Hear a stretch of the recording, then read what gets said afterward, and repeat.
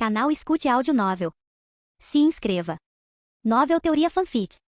Fanfic Jujutsu Kaisen, Despertar Sem Limites. Capítulo 111. Há sempre um padrão por trás de como as coisas se desenrolam. Assim como aconteceu com Satoru Gojo e Suguru Geto, tudo o que aconteceu durante esse período os levou, no fim das contas, por dois caminhos muito diferentes. Sensei, eu sou forte, certo? Sim, e muito convencido também. Mas percebi que ser forte sozinho não basta. Só posso salvar aqueles que aceitam ajuda ativamente. Se eu quiser salvar mais pessoas, preciso de aliados mais fortes, mais pessoas que consigam se defender sozinhas. Masamichi Yaga olhou para Satoru Gojo com uma expressão um tanto aliviada. Este aluno, antes um pouco indisciplinado, havia começado a amadurecer. Infelizmente, aquele que costumava ser o mais obediente já havia se desviado para um caminho mais sombrio.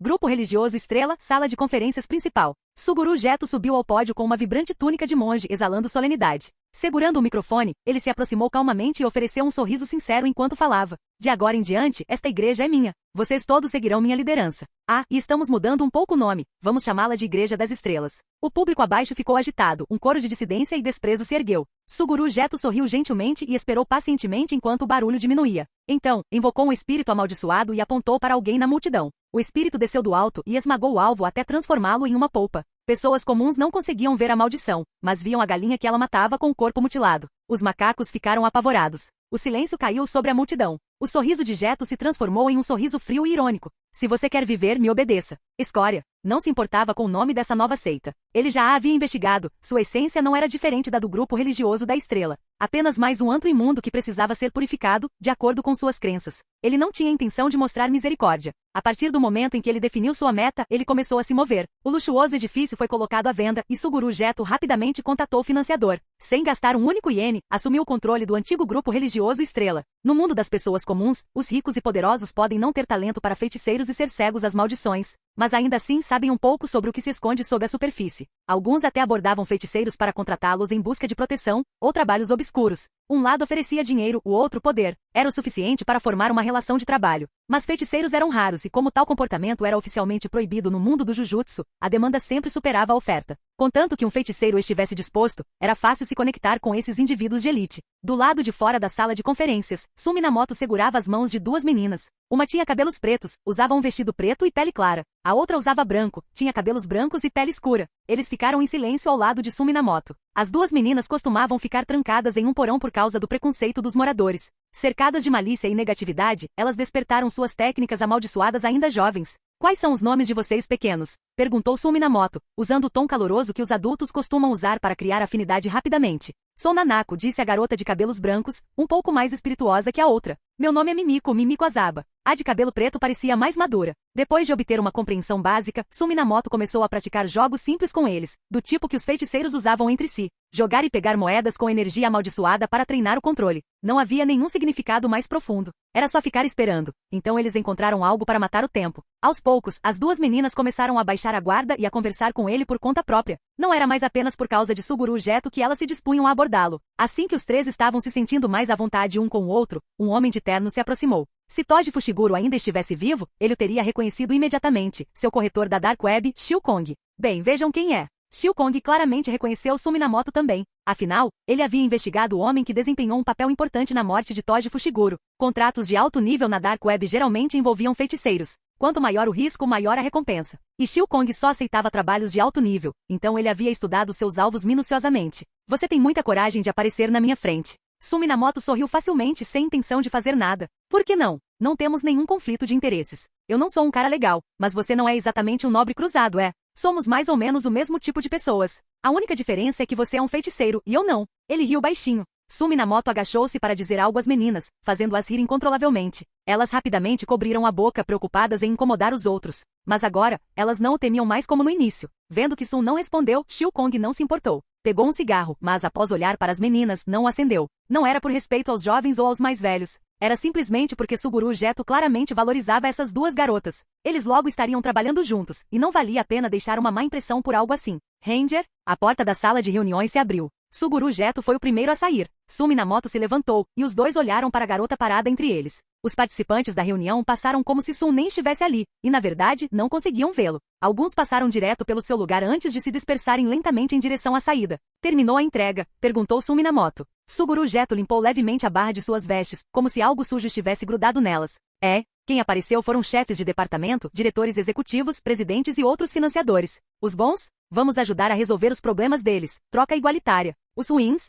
Vamos extrair o que sobrar. Assim não preciso me sentir culpado. Sumi Minamoto olhou para o completamente transformado Suguru Geto, vestindo uma túnica de monge, com um traço de sangue ainda no rosto, completamente imperturbável. Vou ficar fora de vista por enquanto. Entre em contato se precisar de alguma coisa. E tome cuidado. Não seja pego. Suguru Geto não se opôs. Ele já havia mencionado cooperação antes, mas também entendia que ela deveria ser entre iguais, ou pelo menos entre aqueles com força equivalente. Caso contrário, não era cooperação, era subordinação. Não havia muitas pessoas no mundo do Jujutsu que representassem uma ameaça para ele, então ele não se incomodava muito em ser procurado. Embora o homem à sua frente fosse um desses poucos, ele claramente não planejava entregá-lo. Já que lhe devia um favor, era justo retribuí-lo. Dar e receber. Isso facilitava a cooperação futura. Sumi Minamoto entendeu. Esperaria que ele passasse por esse período perigoso e assim que a situação se estabilizasse, apesar da recompensa de alto nível, eles poderiam conversar novamente. Ele não se juntou ao culto apenas por causa de Suguru Geto, ele tinha seus próprios motivos. Seja para abrigar espíritos amaldiçoados ou realizar experimentos baseados em crenças, ele precisava de pessoas.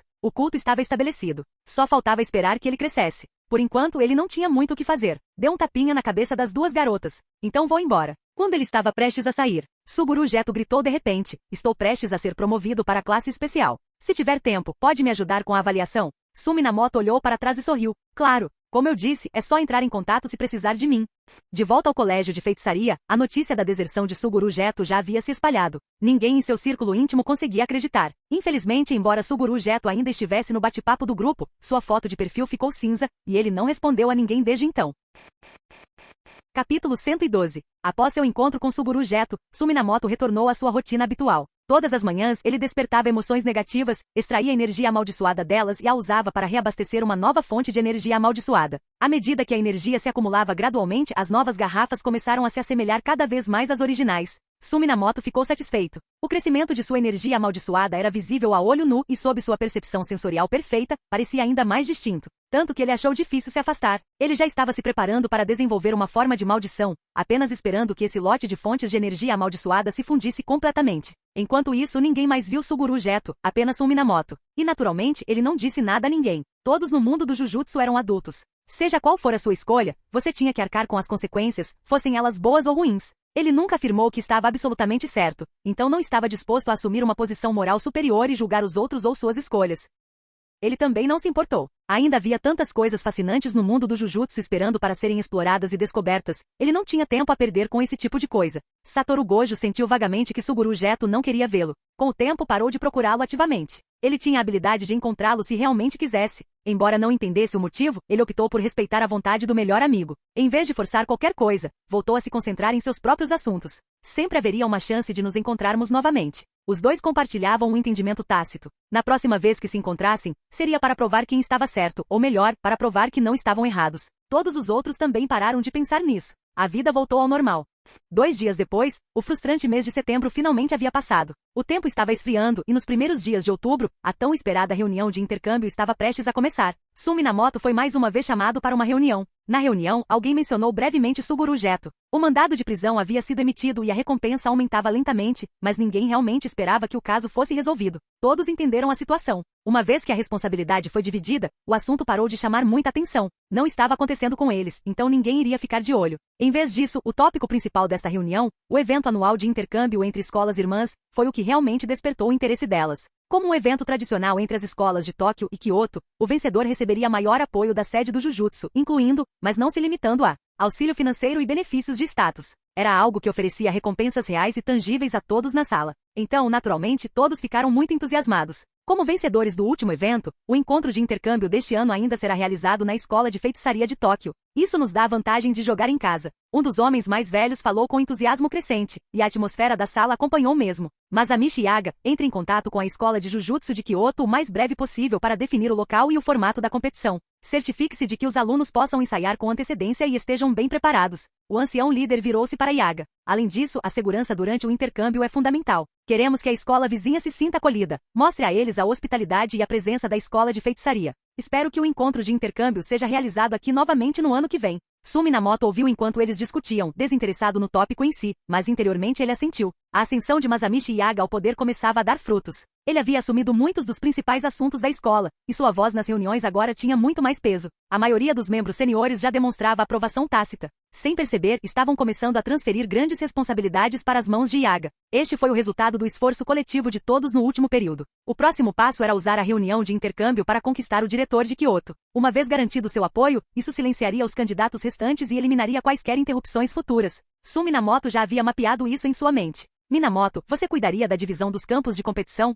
De repente, uma voz rouca e envelhecida o chamou. Era o ancião líder novamente. E ajudar a garantir a segurança dos alunos. O tom era educado, aparentemente buscando sua opinião em vez de emitir uma ordem. Os outros anciãos se manifestaram rapidamente, claramente tendo discutido o assunto de antemão. Sun Minamoto havia sido convidado para esta reunião especificamente porque após assumir o cargo de Tengen, ele agora mantinha a barreira da escola. Estava claro que os superiores tinham outros planos. Cuidar do local? Fazia sentido. Confiar a segurança dos alunos a um dos dois únicos usuários da técnica da maldição reversa? Também é razoável. Mas, na verdade, a reunião de troca já era realizada há anos, e as permissões de barreira da Tengen sempre incluíam acesso para isso. Em termos de segurança, os ferimentos geralmente eram tratados pelo departamento médico. Shoko Yeiri nem precisou ser chamado na maioria das vezes. Então por que envolver Sun Minamoto de repente agora? Ele examinou a sala e percebeu que aquilo realmente era uma tentativa de orientá-lo. O incidente de Suguru Geto serviu de alerta para os anciões. Eles agora queriam manter o poder real em suas mãos. Mas após analisarem suas opções, descobriram que Sun Minamoto era, ironicamente, o mais adequado. Que poder poderia rivalizar com um grau especial? Yuki Tsukumo não fazia parte da escola deles, não era confiável. Satoru Gojo? Ele não aceitava ordens. Entre os 3 graus especiais, apenas Sun Minamoto era independente, e possivelmente aberto à negociação. Sim, ele era rebelde e até matou um colega uma vez. Mas Ei não era um deles então. Que importância tinha isso? Os velhos começaram a ficar criativos. Em troca, entregaremos o cofre proibido aos seus cuidados, acrescentou o ancião. No momento em que ele disse isso, as expressões de vários anciãos mudaram. Sun Minamoto soube imediatamente que eles não estavam todos na mesma sintonia. Este ancião não queria controle. Ele queria cooperação. Percebendo que não podia comandar Sun, o homem abandonou os outros e estendeu um ramo de oliveira pessoal. Ele só queria terminar seu último mandato em paz. E Sun Minamoto foi o estabilizador perfeito. Ofereça um pouco e ganhe um legado impecável. Nada mal. Sun parou para pensar. O chamado cofre proibido se referia à sala mais perigosa nas profundezas do colégio de feitiçaria, e a única que não estava sob sua autoridade. Quando Tengen estava transferindo o poder, nem ele ousou entregá-lo diretamente, então o poder permaneceu sob sua supervisão. Era o cofre cheio de milhares de portas falsas, das quais apenas uma levava à Câmara Real. Lá dentro havia inúmeros objetos perigosos, únicos e até mesmo amaldiçoados de grau especial. Para alguns, foi um pesadelo. Para Sun Minamoto, era um tesouro, uma caixa cega de surpresas sem fim. Desde a fundação do colégio de feitiçaria, não, desde o início do mundo do Jujutsu, os itens amaldiçoados mais perigosos coletados pelos superiores estavam selados lá. Com Tengen protegendo, havia apenas um lugar assim em todo o mundo do Jujutsu, enterrado nas profundezas do colégio de feitiçaria de Tóquio. Sun cobiçava há muito tempo, mas ainda não tivera a chance de vê-lo pessoalmente. Acesso furtivo estava fora de cogitação. Ele pensou por um momento. O ancião parecia alguém com quem ele poderia trabalhar. Após um breve silêncio, ele falou. Quando será a entrega? Ele precisava confirmar. Isso aconteceria imediatamente ou eles iriam adiar até depois da reunião de intercâmbio? Se fosse o último, poderiam surgir disputas, levando a complicações. Inesperadamente, o ancião respondeu rapidamente. Percebendo a inclinação de Sun em aceitar, ele falou ainda mais rápido do que antes. Após a reunião, eu lhe entregarei a chave. Você ficará responsável por incorporá-la à barreira escolar atual. Mas, uma vez que é seu, você é responsável. Sem incidentes, acrescentou. Com o cofre proibido em suas mãos, não caberia a ele fazer o que quisesse? Sojun Minamoto assentiu. Tudo bem, eu cuido do local da troca e da segurança. Era um compromisso de baixo custo. O cofre nem era a base do acordo. Ele estava aceitando 2 responsabilidades, e o favor retribuído pelo ancião viria mais tarde. Foi um acordo tácito. Alguém com esse tipo de posição e influência, mesmo perto da aposentadoria, ainda tinha peso onde quer que falasse. Capítulo 113. Alguns dias depois, a escola de feitiçaria retomou as operações normais. Como apenas professores e alunos estavam envolvidos, o impacto foi mínimo. Após receber a chave, Sun Minamoto não foi direto para o cofre proibido. Em vez disso, começou a preparar o local para o evento de troca. A entrega do cofre proibido exigiu uma visita a Tengen, e a realocação da barreira foi um processo complexo, que não podia correr o risco de romper o selo interno. Como vencedor anterior e atual anfitrião do evento de intercâmbio, Masamichi Yaga liderou um grupo de professores e alunos até o portão principal da escola de feitiçaria para dar as boas-vindas aos convidados. Isso, claro, fazia parte da etiqueta social esperada. Aliás, se o colégio Kyoto Jujutsu for escolhido para sediar o evento do ano que vem, Os acolhidos desta vez retribuirão o favor, dando as boas-vindas. A multidão se aglomerou frouxamente em ambos os lados do portão da escola. Sem perder tempo, Masamichi Yaga começou a informar os alunos sobre o formato do evento. O evento de intercâmbio evita a temporada de pico de feiticeiros, é uma tradição antiga. Oficialmente, é um evento de 2 dias, com os eventos definidos por sugestões dos diretores de ambas as escolas. Mas, na prática, o formato foi padronizado ao longo dos anos. Todos os anos, o primeiro dia apresenta uma batalha em equipe, e o segundo dia é reservado para lutas individuais. Mas isso não aconteceu no ano passado? Riko Amanai levantou a mão, expressando que alguns estavam se perguntando. O campus de Kyoto perdeu o ano passado. Na verdade, o mesmo aconteceu no ano anterior porque não há necessidade de expressar isso de forma tão dura.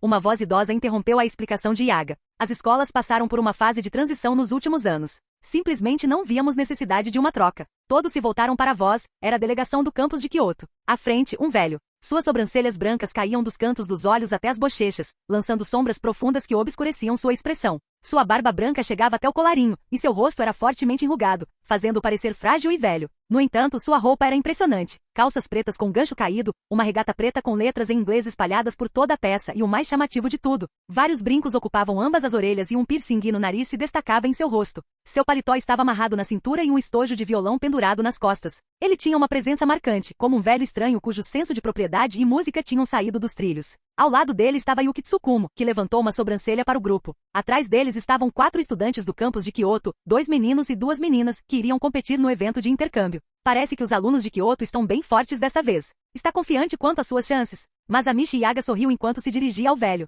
Diretor Gakuganji. Não, na verdade não. Todo mundo é meio medíocre. Só esperamos ser menos ruins que os outros. Gakuganji respondeu, fazendo com que Riko Amanai e os outros franzissem a testa. A equipe da Escola de Feitiçaria de Tóquio deste ano era formada pelo trio do segundo ano, além do calouro Kiyotaka e Ijishi, 4 participantes no total. Ijishi estava basicamente fora da equação, pois já estava migrando para uma função de suporte. Sua habilidade de combate poderia ser ignorada. Quanto aos alunos do terceiro ano, eles não estavam participando dessa vez, ao contrário dos anos anteriores. Essa era uma regra previamente acordada por ambas as escolas. Se alunos do terceiro ano como Satoru Gojo pudessem competir, não haveria sentido algum em fazer a troca. Kyoto pode muito bem desistir novamente. Os 2 protagonistas trocaram algumas provocações sarcásticas antes de iniciarem uma conversa mais casual, como os velhos amigos que realmente eram. Ainda é cedo. Quer dar uma olhada no local primeiro? Masamichi Yaga olhou e pediu a opinião da outra parte. Embora a competição oficial durasse apenas 2 dias, a escola de Kyoto chegou cedo, ainda cerca de meio mês antes do evento. O mesmo aconteceu no sentido inverso. Quando Tóquio era o anfitrião, eles também iam cedo para Kyoto.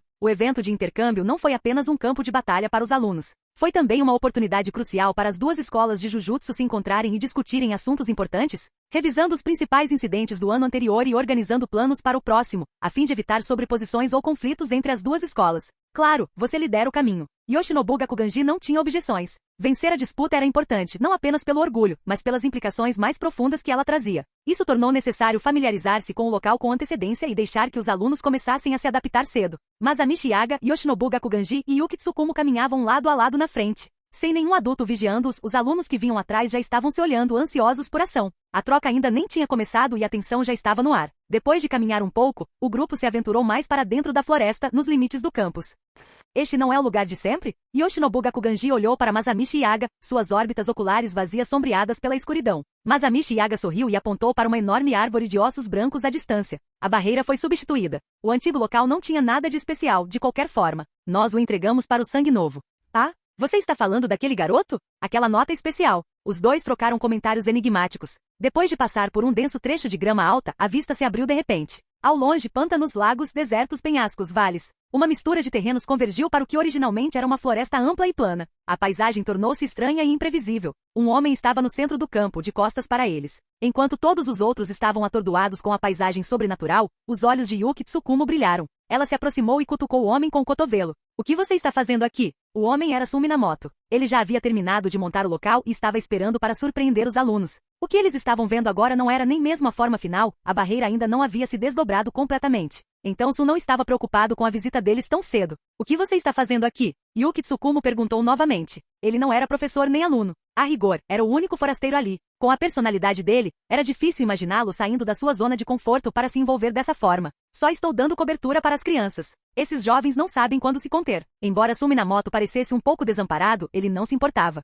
Separar um clone não era grande coisa, não desperdiçava tempo e permitia que ele reunisse informações sobre técnicas ao mesmo tempo. Ultimamente, sua atitude em relação às técnicas de coleta vinha sendo bastante casual. Seu próprio desenvolvimento em ilimitado progredia rápida e constantemente, e quanto ao resto, ele encarava isso apenas como uma espécie de distração interessante. Jovens? Yuki Tsukumo sorriu e se aproximou um pouco mais. Você não tem mais ou menos a mesma idade que eles? E você não é muito mais velho que eles? Sumi Namoto lançou-lhe um olhar. Ele tinha 16 anos, mas parecia ter 27. Às vezes, ser muito jovem ou muito velho tem suas desvantagens, assim como agora. Assim como Yuki Tsukumo agora. Ela estalou a língua suavemente. Sumi Namoto escapou de seu alcance e caminhou até Masamichi Yaga e Yoshinobu Gakuganji. Quer entrar e dar uma olhada? Gakuganji olhou-o rapidamente e então assentiu sem objetar. Sun liderou o caminho sem oferecer nenhuma explicação, deixando que eles vissem por si mesmos. Este era o local das batalhas em equipe. O terreno era complexo. Durante a partida, os alunos não teriam apenas que lidar com a pressão da escola adversária, mas também teriam que lidar com o próprio campo e os xingamentos que seriam espalhados por ele.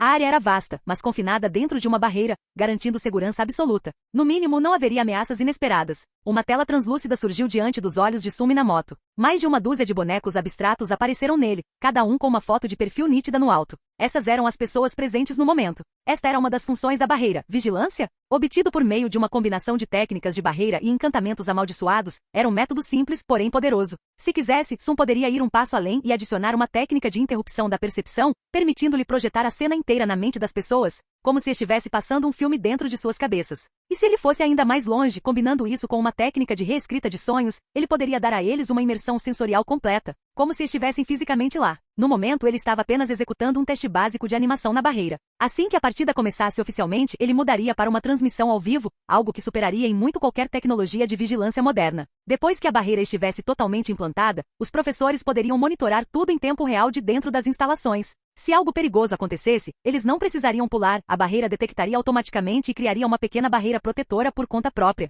O monitoramento e proteção totalmente automatizados. Depois do passeio, ninguém teve objeções. Em seguida, alguém cuidará da sua acomodação. Se precisar de alguma coisa, entre em contato com a equipe de suporte. Masamichi Yaga se virou para falar com os alunos de ambas as escolas, seu olhar demorando-se brevemente naqueles de Kyoto.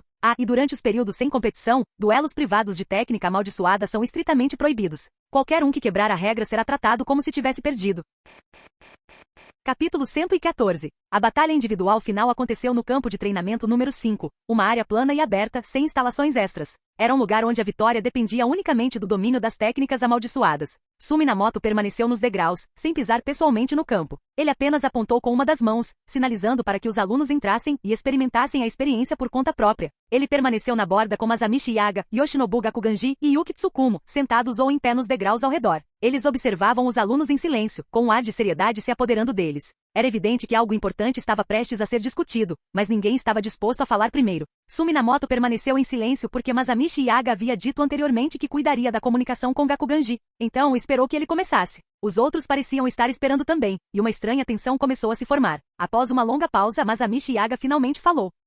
Incidentes com espíritos amaldiçoados estão se tornando mais frequentes, e os usuários de maldições estão começando a ficar mais ousados. Os alunos estão sendo forçados a assumir mais missões, sobrando pouco tempo para estudar. Essa lacuna de talentos está se tornando a norma. Ele olhou para Yoshinobu Gakuganji, referindo-se a algo que o homem havia dito antes, na esperança de levar a conversa adiante. Pode haver mais espíritos amaldiçoados, mas ganhamos 2 novos feiticeiros de grau especial. Isso é o suficiente para manter a sociedade equilibrada, respondeu Gakuganji, lançando um olhar para Sumi Namoto e Yuki Tsukumo. Ele bateu no joelho, em tom de desdém. Usuários de maldições? Só um bando de cachorros latindo. Nada que vale a pena se preocupar. Quanto aos alunos, começar as missões cedo é uma coisa boa. Eles podem começar a acumular experiência mais cedo. Ele acariciou sua barba grisalha, seus olhos fundos vagando em direção ao campo. É tarde demais para consertar as coisas quando algo já aconteceu, disse Yaga com significado. Nunca é tarde para consertar as coisas. E os perigos que eles enfrentam? A constante ameaça de morte? Qual feiticeiro não está em perigo? Não é essa a filosofia que você defende? Morte sem sentido não é algo que eu defenda. Sumi Namoto lançou um olhar para os dois.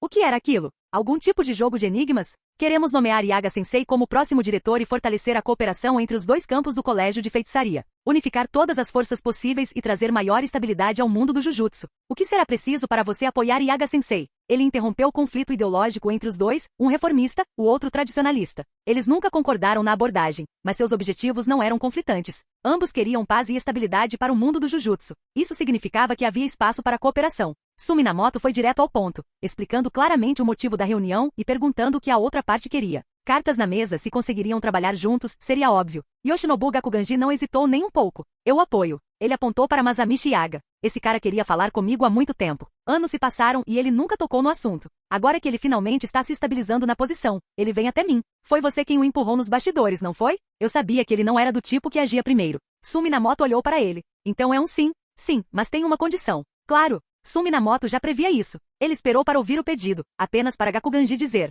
que tal se juntar à minha banda como baterista?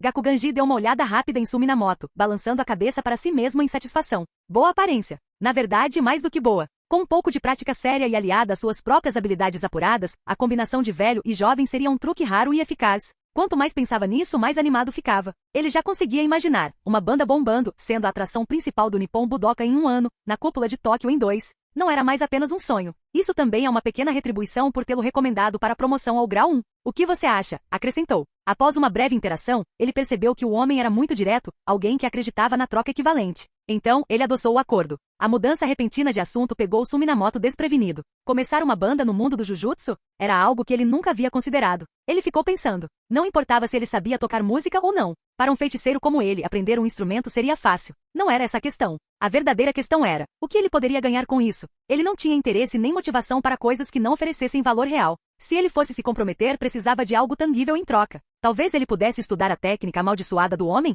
Aquilo tinha algum apelo, mas não muito. Fragmentos de informação sobre a técnica passaram pela sua mente. Usando seu próprio corpo como um alto-falante para amplificar melodias de instrumentos e convertê-las em ataques de energia amaldiçoada. Ondas sonoras como lâminas de vento. Não se tratava apenas de energia amaldiçoada. A habilidade musical também desempenhava um papel fundamental. Um tipo de técnica muito rara. Projetar energia amaldiçoada através do som poderia valer a pena ser observado, mas isso por si só não justificava entrar para uma banda. Ele podia simplesmente observar e aprender, sem precisar fazer parte da banda. Sua banda? Quantos membros vocês têm agora? Perguntou Suminamoto. Com você são 2. Gakuganji se iluminou com entusiasmo. Música leve, certo? Guitarra, baixo, bateria, teclado e voz. Normalmente você precisaria de pelo menos 3 ou 4 pessoas. Suminamoto não tinha experiência própria, mas tinha uma ideia geral. Uma banda com poucos integrantes poderia funcionar, mas seria difícil. Muito seria difícil de administrar. 3 ou 4 era o número ideal para um grupo de música leve e completo. Você consegue se dividir, não consegue? Disse Gakuganji de repente. Você chama isso de banda? Se eu pegar uma guitarra, nem vou precisar mais de você, né? Suminamoto ficou sem palavras. Os planos daquele velho ecoavam em sua cabeça. Se importa se eu perguntar, onde estão seus antigos companheiros de banda? Pelo jeito que o velho falava, ele claramente tinha anos de experiência. Sem chance de nunca ter tocado em uma banda antes. Eles estão todos mortos. Suminamoto franziu a testa e começou a pensar. Diretor, os alunos no campo começaram a se aproximar. Uma garota do campus de Kyoto chegou a acenar no meio do caminho. Depois de ficarem parados por tanto tempo sem que nenhuma briga acontecesse, os alunos estavam entediados e frustrados. Decidiram consultar o diretor logo cedo para discutir a estratégia para o evento de intercâmbio, preparando-se para um golpe decisivo contra a escola adversária. Quanto ao campus de Tóquio, seus alunos sempre cuidaram das coisas sozinhos. Afinal, eles tinham um diretor e um professor que não interferiam em nada. Na época em que Satoru Gojo e os outros estavam por perto, eles eram tão fortes que nunca precisaram consultar Masamichi Yaga, então a tradição se manteve. Nenhum dos dois voltou a falar da banda e voltaram a atenção para os alunos. Inesperadamente, um estudante do sexo masculino caminhou direto até Suminamoto, parou na frente dele e disse: ouvi dizer que você é um feiticeiro de grau especial. Eu mesmo já exorcizei alguns espíritos amaldiçoados de grau 1. Eu estava pensando, qual é a diferença entre o grau 1 e o grau especial? Um sorriso brincalhão apareceu em seu rosto. Suminamoto piscou surpreso, depois sorriu e lançou um olhar para Yuki Tsukumo, que também era de grau especial. Antes que ele pudesse dizer uma palavra, Riko Amanai já havia se aproximado para ficar ao lado dele, olhando para o garoto do mesmo nível. Ela não disse nada, mas o desprezo em sua expressão dizia tudo. Ela tinha um talento especial para provocar, e qualquer um que ela provocasse era sempre o primeiro a ser atingido. Capítulo 115. A proibição de usar técnicas amaldiçoadas durante duelo significa que Taijutsu é um jogo justo, certo? Riko Amanai tentou ser inteligente, embora soubesse que a esperteza poderia ter 2 efeitos, dependendo de quem decidisse pressionar o assunto. Esses estudantes de Kyoto se mostraram arrogantes desde o momento em que chegaram no território de outra pessoa, nada mais. Não os levaram a sério, e agora ousaram até provocar Suminamoto. Isso passou dos limites. Ela precisava de uma chance para lhes ensinar uma lição, mas ela não estava disposta a agir de forma imprudente. Primeiro, precisava encontrar alguém forte em quem se apoiar, caso as coisas saíssem do controle e ela acabasse sendo jogada debaixo do ônibus. Suminamoto foi uma escolha sólida. Ela lançou ao aluno um olhar provocativo e o ignorou completamente. Em vez disso, agachou-se ao lado de Suminamoto e sussurrou: se vencermos usando Taijutsu, não é uma violação, certo? Suminamoto olhou para ela, mas não disse nada. Ele os deixou fazer o que quisessem, todos conheciam seus limites. Quanto à possibilidade de vencer, quem entre eles nunca havia derrotado um espírito amaldiçoado de grau 1 antes? O trio já havia treinado com ele por tempo suficiente. A força deles falava por si. Rico percebeu sua aprovação silenciosa e se sentiu mais tranquila. Ela fez um sinal rápido para Kento Nanami e Yuaibara. Os três avançaram juntos, posicionando-se frente a frente com o aluno. Não atacaram primeiro, mas permaneceram com expressões deliberadamente provocativas, incitando-o a dar o primeiro passo. Com Suminamoto apoiando-os, mesmo sem uma razão sólida, eles tinham a confiança para agir com ousadia. E se tivessem uma razão? Então, atacariam com força e ainda manteriam a superioridade moral. Mas, inesperadamente, o estudante, vermelho de raiva um segundo antes, de repente se recompôs. Os três estudantes de Kyoto próximo se moveram para ficar ao seu lado. 4 contra 3. Kiyotaka Ijishi olhou ao redor, então reuniu coragem e ficou ao lado de Kento Nanami. Agora toda a lista de alunos para o evento de intercâmbio estava reunida. 4 contra 4. Eles se encararam com desdém mútuo fervendo. Velhos rancores se misturavam a uma nova tensão, as coisas estavam prestes a explodir. Mas ainda assim, ninguém se mexeu. O impasse era tenso, uma atmosfera perfeita. Suminamoto, vendo que nenhuma briga iria acontecer e que os superiores de ambas as escolas já tinham conversado sobre o assunto, decidiu que era a hora de seguir em frente. Ele primeiro trocou algumas palavras com Yoshinobu Gakuganji. O homem já havia demonstrado interesse em apoiá-los. A ideia da banda era apenas um pedido pessoal, sem relação com seu apoio a Masami Shiaga. Suminamoto não se apressou em responder, e Gakuganji não tinha pressa em ouvir uma. Tudo bem, vamos comer. Ele gritou, e Rico Amanai e os outros imediatamente abandonaram a pose intimidadora e o seguiram. Ao passarem pelos estudantes, lançaram-lhes olhares de desprezo e até mesmo soltaram uma risada suave e zombeteira. Isso tocou num ponto sensível. E assim o primeiro encontro amigável entre as duas escolas chegou ao fim. Com o passeio concluído e sem ninguém oferecendo feedback ou objeções, Suminamoto presumiu que todos estavam satisfeitos. Sua parte na organização do local estava encerrada. Quanto à segurança, a única preocupação real era garantir que ninguém morresse. Hoje em dia, os eventos de intercâmbio ainda eram bem selvagens. Contanto que ninguém morresse, tudo valia. Por isso, a segurança sempre foi priorizada. Feiticeiros de Jujutsu eram raros. Se alguém morresse ou ficasse aleijado em um evento escolar, seria uma perda enorme para o mundo do Jujutsu. Mas para Suminamoto, isso não era um grande problema. Por isso, ele não impôs muitas regras. Ele era excepcionalmente indulgente. Como resultado, a escola de feitiçaria ficou animada. Ainda faltavam quase 2 semanas para o início oficial do intercâmbio. Um bando de feiticeiros teimosos reunidos, nenhum deles disposto a recuar. Era apenas uma questão de tempo até que as faíscas voassem. Ele parou de microgerenciar esses adolescentes. No início, os alunos, não feiticeiros, tentaram se conter. Ninguém queria ser o primeiro a começar uma briga. Mas à medida que a tensão aumentava, eles gradualmente passaram a usar apenas taijutsu. E com o tempo técnicas amaldiçoadas começaram a se infiltrar. Eles imaginaram que se ninguém os visse usando uma técnica, ela não contava. Mal sabiam eles que Suminamoto estava observando tudo. Dentro da barreira do colégio de feitiçaria, qualquer atividade de energia amaldiçoada acionava um alerta. Somente aqueles com credenciais oficiais ou aqueles aprovados pelo zelador da barreira podiam circular livremente. Suminamoto supervisionava tudo. Ele não se importava se as coisas ficassem caóticas. A menos que houvesse um acidente irreversível, ninguém mais interviria. De certa forma, toda essa situação foi obra dele. Ele tinha seus motivos.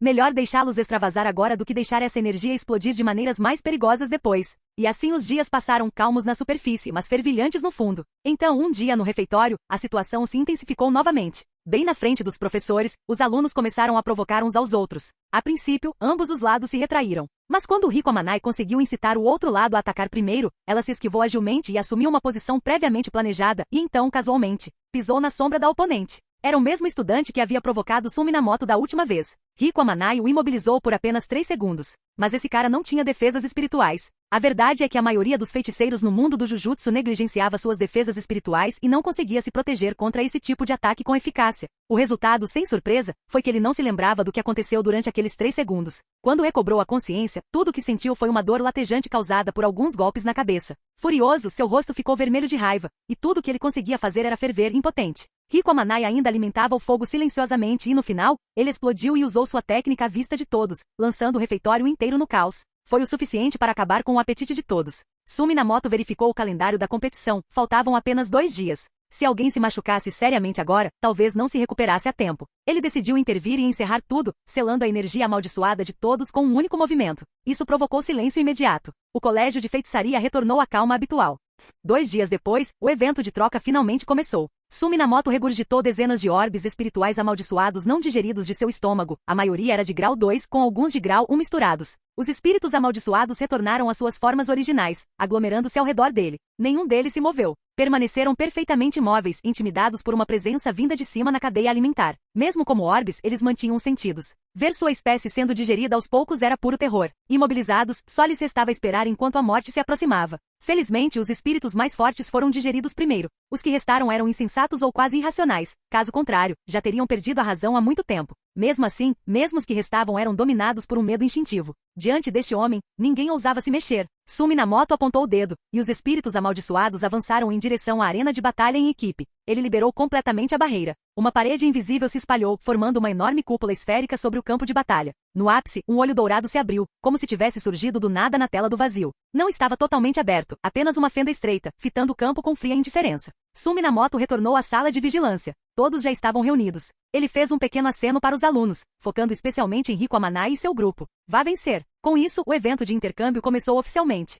Rico Amanai esteve particularmente ativa antes do evento, mas não apenas para causar drama. Ela já havia reunido a maioria das técnicas do time inimigo. Kento Nanami achava esse tipo de coisa incômodo e preferia ficar longe dos holofotes. Assim, suas técnicas, e até mesmo as extensões técnicas que ele havia desenvolvido, permaneceram praticamente desconhecidas, com apenas informações superficiais expostas. A técnica amaldiçoada dos 5 sentidos de Iwaibara também era difícil de detectar. O inimigo provavelmente ainda pensava que ele não possuía técnica alguma. Quanto à própria Rico Amanai, embora frequentemente usasse sua técnica perto deles, ela sempre era cautelosa. O inimigo só sabia que ela podia conter os oponentes, mas as condições de ativação e os verdadeiros efeitos permaneciam um mistério. Com forças relativamente iguais em ambos os lados e uso aberto limitado de técnicas, a informação se tornou um fator decisivo. Eles estavam confiantes antes da troca de farpas, especialmente na batalha em equipe. Afinal, seus parceiros de treino habituais eram de grau especial. Claro, eles não venceram, mas passaram nos testes das missões de grau 1. Enfrentar esses caras, que se orgulhavam de exorcizar os de grau 1, seria fácil, né? Rico Amanai olhou para Kiyotaka Ijishi e pensou, é mesmo, eu sempre esqueço que ele está aqui. Sua presença era tão tênue que ela frequentemente o ignorava, mas ele havia feito contribuições significativas para o trabalho de inteligência. Era uma parte insubstituível da equipe. O inimigo estava na luz, enquanto eles permaneciam nas sombras. A vantagem era deles. Ainda assim, eles mantiveram as palavras de Sumi-Namoto firmemente em mente. Trate o inimigo com desprezo estratégico, mas respeite-o taticamente. Então, embora pudessem ter expressões presunçosas, por dentro já estavam se preparando para fazer tudo. Rico Amanai acenou com a cabeça para Sumi-Namoto com um largo sorriso. Nós venceremos. Sumi-Namoto assentiu em resposta, então olhou para ver o diretor Gakuganji ainda instruindo calmamente os alunos de Kyoto. Ele esperou pacientemente. A sala de aula não era grande, com alguns professores sentados ao redor. Mas Amishi Yaga sentou-se em um canto, dando a impressão de que era ele quem liderava o time. Não demorou muito. Assim que Gakuganji terminou, Sumi-Namoto fez um lembrete discreto, e antes que os alunos pudessem reagir, um vórtice negro se abriu sob seus pés, teletransportando-os instantaneamente para a barreira da arena. Ao mesmo tempo, bem acima da floresta, o olho dourado incrustado na barreira se abriu lentamente. O campo de batalha ficou nitidamente visível. Foto. Ele estalou os dedos suavemente. Embora baixo, o som desencadeou uma projeção compartilhada do campo de batalha diretamente na mente dos professores presentes, vívida e direta. Tratava-se de uma técnica de interferência perceptiva utilizada por Sumi-Namoto. Ela afetava levemente o córtex cerebral para transmitir uma imagem mental da cena. Claro, a técnica não era avassaladora. Os receptores podiam perceber sua presença e escolher rejeitá-la ou aceitá-la livremente. Com Masamichi Yaga, Yuki Tsukumo e o professor da turma de Rico Amanai dando o exemplo, os outros seguiram o exemplo e começaram a observar a conversa remotamente. As regras da partida eram simples. Eliminar todos os alunos da escola adversária dentro de um tempo determinado ou obter uma vantagem esmagadora exorcizando espíritos amaldiçoados. Sumi-Namoto espalhou os 8 participantes pelo campo de batalha. Alguns alunos pareceram momentaneamente confusos com a aparição repentina na floresta, mas rapidamente recuperaram a compostura. Rico Amanai e seu grupo previram esse cenário e estavam bem preparados. Na verdade, era exatamente o tipo de cenário que eles esperavam. E o Aibara, com sua experiência sensorial, era responsável por localizar os companheiros de equipe e ajudar os 4 a se reagruparem. Outros 2 se movimentavam ligeiramente para exorcizar espíritos amaldiçoados e ganhar pontos, enquanto a principal prioridade de Kiyotaka Ijishi era permanecer em segurança até que os demais se reunissem. Uma vez reagrupados, o plano era derrotar os estudantes de Kyoto um por um. Eles poderiam ter optado por uma luta direta de 4 contra 4, mas essa abordagem foi mais eficiente. E com uma vantagem de inteligência graças a informações desiguais sobre técnicas, foi a jogada mais inteligente. O tempo era crítico. Como esperado, a coordenação do trio foi impecável. Eles podem ter demonstrado contenção perto de Sumi-Namoto, mas contra seus pares, atacaram com força total. Um por um, os estudantes de Kyoto foram eliminados da barreira, até que apenas o último, o provocador, permaneceu. Isso foi intencional. E o Aibara agora podia identificar feiticeiros específicos com base em suas assinaturas de energia amaldiçoadas. O grupo caminhou calmamente ao longo de um lago. Kiyotaka Ijishi examinou a área com cautela. Ele não gostava de brigas entre feiticeiros. Mesmo com todo o esforço, mal conseguia exorcizar um espírito amaldiçoado de grau 3. Sem talento natural, ele já se preparava para assumir uma função de suporte ou supervisão. Mesmo assim, ele se esforçou para dar o seu melhor nessa troca. Reuniu informações e levou suas forças ao limite. A técnica desse último cara envolve água. Temos certeza de que podemos andar tão perto do lago? Relaxa, somos 4, disse Riko Amanai, acenando casualmente para ele. Seu corpo estava relaxado, como se ela tivesse baixado completamente a guarda. Ela tamborilou os dedos um a um, emitindo suaves sons de clique-clique, exatamente como fizera ao eliminar os alunos da escola vizinha mais cedo. Ninguém havia escapado de suas mãos. De repente ela parou com a expressão tensa. Ela não havia tocado o mindinho esquerdo. Naquele momento, a água aos seus pés ondulou. Uma mão molhada se ergueu e agarrou seu tornozelo. Mas Riko Amanai deu um sorriso irônico. Ela moveu a parte superior do corpo apenas o suficiente para que a luz do sol incidisse em ângulo, projetando a sombra da mão na praia. Seus dedos se moveram, batendo na mancha escura. Peguei você. Ela esperou um momento, então agarrou a cabeça inerte e imóvel do último aluno de Kyoto e o puxou para fora da água. Sua sombra se estendia pela margem, crescendo sob seus pés. Se ele ainda estivesse consciente, poderia ter notado algo estranho. Sua sombra, que deveria estar sobre o pé dela, estava presa abaixo dele. Não é uma anomalia óbvia, mas é perceptível, se você prestar bastante atenção. Pena para ele, Riko Amanai nunca lhe deu essa chance. Nenhuma vez. Sua indiferença anterior fora apenas uma isca com a intenção de atraí-lo para fora. A equipe seguiu os sentidos de Iwaibara até o lago e já havia detectado que algo estava estranho na água. Mas em vez de correrem, o levaram para um lugar aberto. Eles estavam escondendo os detalhes da técnica dela desde antes do evento, mantendo-a em segredo. Agora, segurando o oponente encharcado e subjugado, Riko Amanai lembrou-se de algo que Suminamoto disse uma vez. Sua técnica de fixação de sombras pode restringir o corpo, a alma e a energia amaldiçoada. Mas no dia em que você conseguir isolar e aprisionar os 3 separadamente, esse será o dia em que você se tornará um feiticeiro independente da nossa escola. Agora mesmo, ela havia contido apenas o corpo, deixando sentir o medo sufocante de quase se afogar. Somente depois de retirá-lo, ela imobilizou sua alma, cortando sua capacidade de pensar, ainda tomando cuidado para não revelar os detalhes de sua técnica. Quanto à sua energia amaldiçoada, deixá-la livre na verdade reduziu o custo da técnica. Ela estava emocionada por dentro, mas permaneceu alerta. Com um golpe forte no pescoço, ela o deixou inconsciente e então pediu para Kiyotaka Ijishi amarrá-lo a uma árvore em segurança longe da água. Estava tudo resolvido. Kyoto não tinha mais chance de virar o jogo. Naquele momento, o anúncio da vitória de Suminamoto ecoou silenciosamente em suas mentes. Riko Amanai soltou um suspiro suave de alívio. Ela havia segurado a língua o tempo todo, com medo de se tornar o tipo de vilã tagarela sobre a qual Suminamoto havia alertado. O tipo que é superado no último segundo. Era realmente ela? Ela sorriu para o olho dourado no céu, seus lábios se movendo silenciosamente. De volta à sala de aula, Suminamoto também deu um leve sorriso. O que ela disse foi: estou de pé agora. Canal Escute Áudio Novel. Capítulo 116. O evento de troca chegou ao fim. Nas lutas individuais, Riko Amanai derrotou 2 oponentes sozinha, e as 2 restantes foram derrotadas por Kento Nanami. Aibara Yu e Kiyotaka Ijishi nem precisaram intervir. Mais uma vez, a escola de feitiçaria de Tóquio conquistou a vitória. Naturalmente, os vencedores ficaram animados, e mesmo aqueles que perderam não pareciam muito desanimados. Yoshinobu Gakuganji lançou um olhar para Yuki Tsukumo, depois para Suminamoto, balançando a cabeça silenciosamente. Os 3 alunos da escola de Tóquio estavam muito à frente dele, tanto em combate físico quanto no domínio da técnica amaldiçoada, especialmente aquela garota. Pelo seu domínio das técnicas, era óbvio que ela seguia o mesmo estilo do homem à sua frente. Sua influência era inconfundível. Dizia-se que ela havia sido a receptora de plasma estelar do ano passado, o que significa que seu tempo estudando Jujutsu havia sido breve. Enquanto isso, seus próprios alunos vinham todos de famílias de Jujutsu, treinados desde tenra idade. No momento em que suas técnicas despertaram, eles mergulharam na feitiçaria e aprenderam sobre o Jujutsu. Mesmo com tudo isso, eles ainda não conseguiam se igualar a alguém que estava aprendendo há pouco mais de um ano.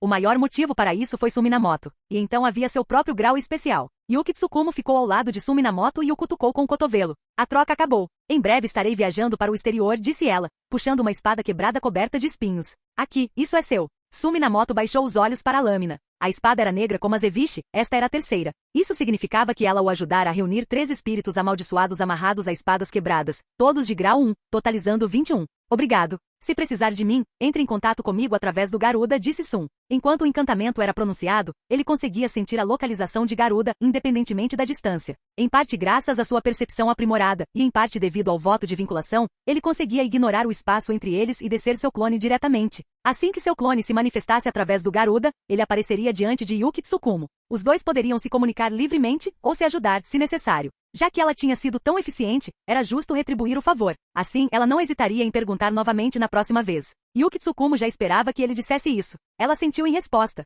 Antes que pudessem continuar a conversa, Yoshinobu Gakuganji se aproximou e lançou-lhe um olhar de óbvio desdém. Ela piscou, confusa. Não era como se sentisse culpada em relação ao velho. Talvez só um pouquinho envergonhada. Percebendo que ele tinha algo a discutir com Sun, ela se despediu rapidamente e saiu às pressas. Então, você já decidiu? Quer se juntar à minha banda? Gakuganji ergueu uma sobrancelha. Suminamoto não hesitou. Ele já havia se decidido. Ele deu um claro sim. No momento seguinte, um clone saiu de seu corpo. Com um aceno casual, sua aparência mudou. O rosto tinha cerca de 80% do seu nível, mas era mais do que suficiente para se camuflar. Seu corpo se aproximava da perfeição, e sem falhas estéticas, sua aparência continuava a se aprimorar por conta própria. Ele ainda era a mesma pessoa, mas havia alcançado outro nível de refinamento. Esse tipo de perfeição não resultava em uniformidade. Por exemplo, embora o Sr. Minamoto também praticasse técnicas baseadas na carne, sua versão de perfeição era diferente. As semelhanças faciais vinham apenas da linhagem sanguínea e nunca convergeriam completamente. Essa era a natureza das técnicas guiadas pelo coração. Elas mudavam com base na percepção de beleza de cada pessoa. Mas vendo apenas um clone, Gakuganji pareceu confuso. Só uma. Faça mais 3. Ainda precisamos de um tecladista, um baixista e idealmente um vocalista principal. Ou você pode assumir essa função. Você é muito exigente. Então Sun criou mais 3 clones e ajustou ligeiramente seus rostos. Ele tinha seus motivos para concordar em formar a banda. Se o medo e a culpa nascidos da fé podem fortalecer os espíritos amaldiçoados, então emoções positivas, como admiração, paixão ou reverência, podem dar origem a algo como a energia amaldiçoada positiva vista nas técnicas de amaldiçoação reversa? Ou seriam a mesma coisa? Ele ficou profundamente intrigado pela ideia. Ele já havia encontrado um caminho estável e sustentável para o poder por meio do crescimento de emoções negativas? Ao se fundir com a fonte de energia amaldiçoada e assimilando espíritos amaldiçoados.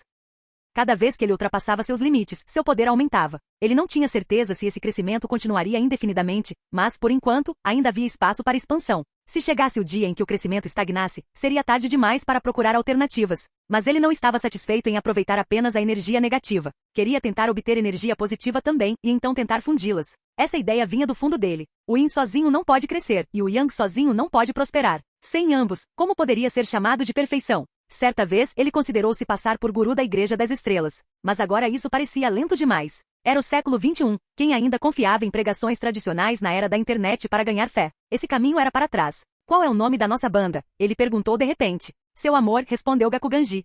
Foi assim que o cérebro de Sun Minamoto interpretou. Mas conhecendo o cara, o nome verdadeiro provavelmente era ainda mais específico, assim como seu senso de moda. Será que essa coisa realmente consegue fazer sucesso? Ele não pôde deixar de duvidar. Pense bem. O homem já é tão velho e ainda não causou impacto no mundo da música. Pelo menos, Sun nunca tinha ouvido falar dele. Uma busca rápida não encontrou ninguém com o mesmo nome nas primeiras páginas, e não havia sentido em pesquisar mais. Se a banda conseguisse se manter em pequeno círculo sem ganhar força, sua pesquisa poderia estar fadada ao fracasso antes mesmo de começar. Não haveria base para se desenvolver. Parece que ele precisava de um plano B. Digamos que se a banda ainda estiver fracassando daqui a 1 ou 2 anos, eles poderiam simplesmente empurrar o cara mais velho para as transmissões ao vivo. Deixa eu fazer batalhas de performance. Sun Minamoto pensou consigo mesmo. Um velho desgrenhado agarrado aos restos de um ritual e música, acompanhado por instrumentos musicais leves de primeira linha. Isso deve ter algum apelo de mercado, certo? Com uma mentalidade de não use o que você duvida, seu clone foi com Yoshinobu Gakuganji para se concentrar em pesquisar energia positiva. Sun percebeu que os estudantes de Kyoto já haviam ido embora.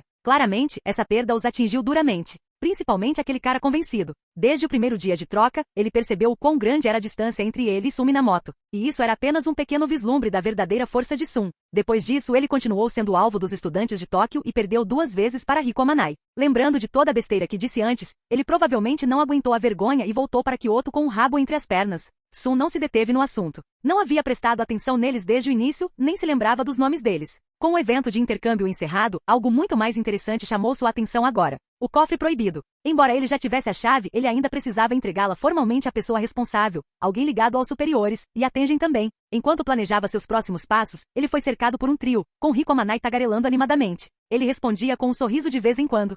No dia seguinte, para sua surpresa, a pessoa encarregada do cofre proibido era alguém familiar, um homem de meia-idade do clã Zenin. Antes que Sun pudesse ir procurá-lo, o homem apareceu sozinho, com os olhos semicerrados e um sorriso nos cantos da boca. Olá, nos encontramos novamente. Capítulo 117. Os dois se encontraram várias vezes, em todos os encontros na verdade, mas mal trocaram palavras. A última vez que realmente se falaram foi na vila dos Aragami. O homem de meia-idade sorriu amigavelmente para Sun Minamoto e disse: Estou encarregado da entrega do cofre proibido. Vamos para lá agora? Ou... Seu tom era excepcionalmente educado. Sun olhou para a testa do homem limpa e imaculada e então sorriu também. Vamos. O cofre proibido ficava na parte mais profunda do colégio de feitiçaria, dentro dos túmulos da estrela, onde Tengen residia. Milhares de portas cercavam a camada externa, mas, na realidade, apenas uma levava ao santuário interno. O problema era que a posição da porta mudava diariamente. Não havia um padrão discernível, tornando-a quase impossível de prever. Sun Minamoto poderia romper a barreira, mas não silenciosamente, isso definitivamente alertaria Tengen e em seguida seus superiores. Apesar da aliança, ele e Tengen só trabalharam juntos uma vez. Desde então, Tengen permaneceu selado nas tumbas da estrela, desconectado do mundo exterior. Sem a necessidade constante de colaboração, suas únicas interações agora eram a troca ocasional de técnicas de barreira. Sun não via Tengen pessoalmente há muito tempo. Claro, Tengen não iria, e não podia, recusar a entrega do cofre. Mas quem disse que precisava ser feito pessoalmente? Tengen estava sendo cauteloso. Ele desconfiava de qualquer um que pudesse representar uma ameaça. Depois que Sun respondeu, os dois partiram juntos para os túmulos da estrela. Essa conversa correu bem de novo. Mais uma vitória, e você teve um papel importante nisso, disse o homem de meia-idade, tentando puxar assunto. Sun sorriu indiferentemente e não respondeu. Acha que Tengen-sama vai aparecer? Ele perguntou novamente. Duvido. É o mesmo aqui. Ninguém viu Tengen desde a entrega da barreira. Ele cobriu a boca com a mão pela metade e olhou para Sun com um sorriso. Não que eu esteja dizendo que a culpa é sua, claro. Sun lançou-lhe um olhar calmo, e o homem o encarou com o mesmo sorriso. O homem continuou conversando sem parar durante a caminhada. Sun respondia ocasionalmente, às vezes não. O homem não pareceu se importar, apenas continuou andando. Era muito diferente de como ele agiu na última vez que se encontraram. Eles chegaram à entrada do túnel do elevador. Os guardas não os impediram. Então eles desceram de elevador, atravessaram a passagem e chegaram ao portão principal dos túmulos da estrela. A porta estava bem fechada. Sun deu um passo à frente e bateu 2 vezes.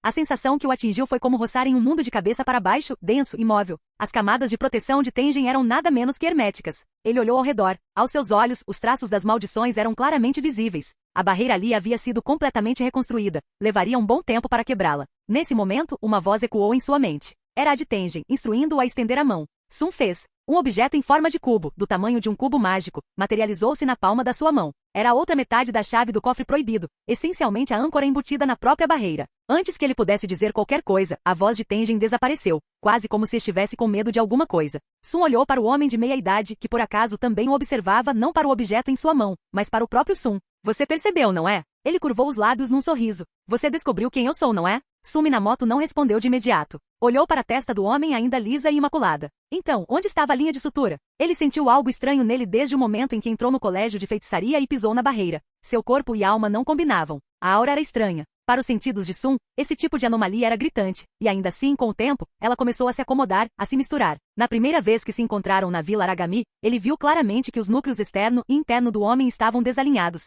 Sun permaneceu alerta, mas não se preocupou em vigiá-lo constantemente. Contanto que não interferisse, Sun não se importava com o que ele estava procurando. Mas agora a reação de Tengen dizia tudo. Não se tratava realmente de se proteger de Sun, era daquele homem. E esse medo era ainda mais pronunciado do que em relação a Sun. Um traço de cautela, quase beirando o pavor. Foi quando Sun entendeu sua verdadeira identidade. Apenas um punhado de indivíduos de uma era próxima à de Tengen poderia provocar esse tipo de medo instintivo em alguém que viveu por mais de 1000 anos. Mas pelo que ele se lembrava, a técnica daquele homem sempre deixava uma pontada na testa. Mesmo dominando a técnica da maldição reversa, não era possível removê-la. Era um voto de vinculação. Poderia ter sido desfeito? Ou estava quebrado? Qual seria o custo? Sun organizou seus pensamentos. Você é o único ativo durante o início da Era Meiji. Ele sorriu, os cantos dos olhos enrugando. Aquele que eles chamavam de o feiticeiro mais perverso da história, a desgraça dos 3 grandes clãs. Noritoshi Kamo.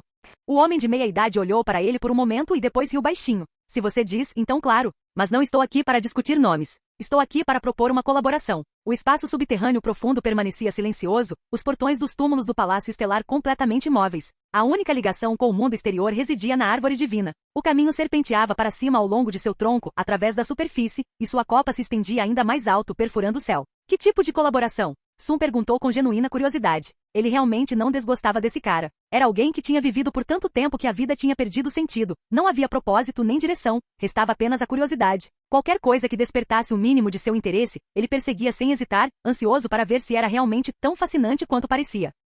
Não seria possível medi-lo pela lógica normal. Sun, tendo vivido 2 vezes, não valorizava a vida como a maioria das pessoas. Ele já a havia vivenciado uma vez, então não se apegava a ela. Contanto que fosse emocionante bastava. De certa forma eles eram iguais, ambos apenas em busca de emoção. Mas ele ainda era diferente. Sun ainda tinha muito a experimentar. Ele pretendia manter viva sua paixão pela vida até perder completamente o rumo. É por isso que ele batizou sua técnica de ilimitada, para servir como um lembrete. Nada tem um limite fixo. Existem apenas gargalos. Pense, persista, siga em frente. Depois disso, a visão além é sua. Então, eles eram parecidos, mas só um pouco. Não vejo muita base para colaboração, disse Sun, dando de ombros casualmente. Alguém como você já no auge, o mundo do Jujutsu não lhe parece monótono? Pináculo.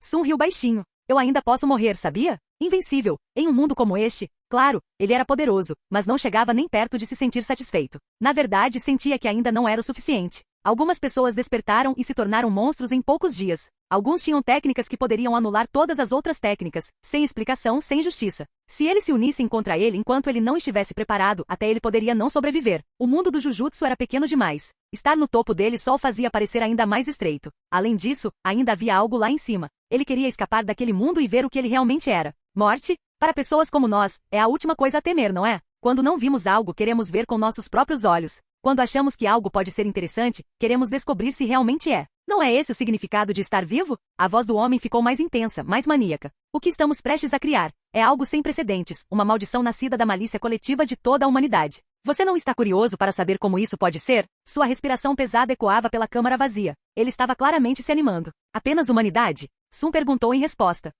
O que você quer dizer? Ele parou de repente. Eu perguntei, é apenas a humanidade? Sun ergueu os olhos para a árvore divina. Seu olhar seguiu o tronco, depois os galhos, subindo cada vez mais em direção à copa, perfurando os céus, como se pudesse ver algo indizível além. Desde o surgimento da humanidade, não, desde o surgimento dos seres sencientes, emoções negativas fluem e se acumulam em maldições. Essa não é uma fonte ainda mais ampla? O homem congelou. Então, depois de uma longa pausa, ele de repente explodiu em alegria, praticamente dançando no lugar. Sim, sim. A parceria com você realmente é a escolha mais interessante. Capítulo 118. Sun Minamoto deu uma breve olhada no portão de pedra antes de desviar o olhar. Lá estavam eles, discutindo abertamente uma parceria bem em frente aos túmulos da estrela. Nenhum dos dois se importava com Tengen. Afinal, ele havia se afastado completamente dos assuntos mundanos. Ele não se importaria com nada que não o afetasse diretamente, e se intrometer em coisas que pudessem causar problemas, ele jamais faria isso. Como relatar sua potencial aliança aos superiores? O homem de meia-idade já estava no colégio de feitiçaria há algum tempo. Tengen certamente sabia mais sobre ele do que Sun. E Sun não era ingênuo o suficiente para acreditar que Tengen não tivesse notado nada. No entanto, nenhuma única palavra havia vazado. Ninguém no mundo do Jujutsu havia descoberto a verdadeira identidade de Noritoshi Kamo depois de todos esses anos. Você acha que Tengen, o suposto feiticeiro onisciente, não sabia? Ele sabia. Mas também entendia que dizer isso em voz alta poderia causar problemas. Melhor ficar completamente fora do que correr o risco de atrair uma atenção da qual não conseguia se livrar. Sun certa vez o observara de fora da proverbial quarta parede, ciente de que esse tipo de evasão não terminaria bem. Mas agora, no mesmo nível, não podia realmente culpá-lo por isso.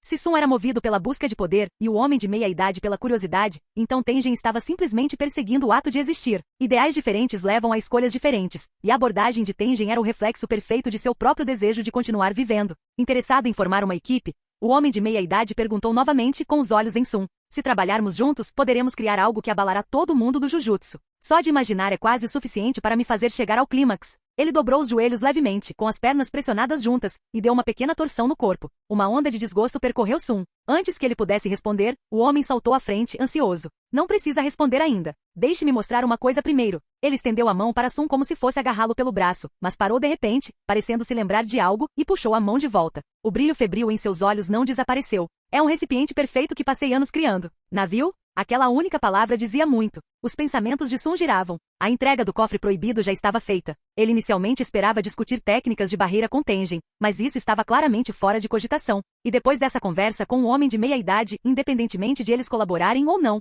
Tengen definitivamente aumentaria suas defesas. Chances de nos encontrarmos novamente? Pequenas. Sun olhou ao redor, não que isso realmente importasse. A única coisa em que Tengen ainda se destacava, técnicas de barreira, não tinha mais nada a lhe oferecer. Um feiticeiro que viveu 1000 anos sempre trazia consigo um conhecimento profundo e surpresas. Mas agora era a hora de partir para alguém novo. Ele sorriu e olhou o homem nos olhos. Claro, vamos ver. A expressão do homem se acalmou. Então vamos. Além da excitação febril com sua pesquisa, ele estava surpreendentemente tranquilo em relação a todo o resto. Sun percebeu que esse homem havia feito um grande avanço e estava ansioso para exibi-lo. Era difícil dizer se ele veio para formar uma parceria ou simplesmente para compartilhar o que havia descoberto. Mas agora Sun estava genuinamente curioso sobre o que essa coisa boa poderia ser. Os dois deixaram para trás os túmulos da estrela. O enorme portão de pedra, como uma laje de terra invertida, permaneceu firmemente fechado e imóvel. De volta à superfície, o homem abriu bem os braços, estreitou os olhos e se deleitou com a luz do sol que brilhava. Como esperado, as pessoas realmente foram feitas para viver sob o sol. Sun teve que concordar com esse sentimento. Depois que o homem terminou de aproveitar o momento, Sun Minamoto finalmente perguntou: então onde está essa coisa boa que você mencionou?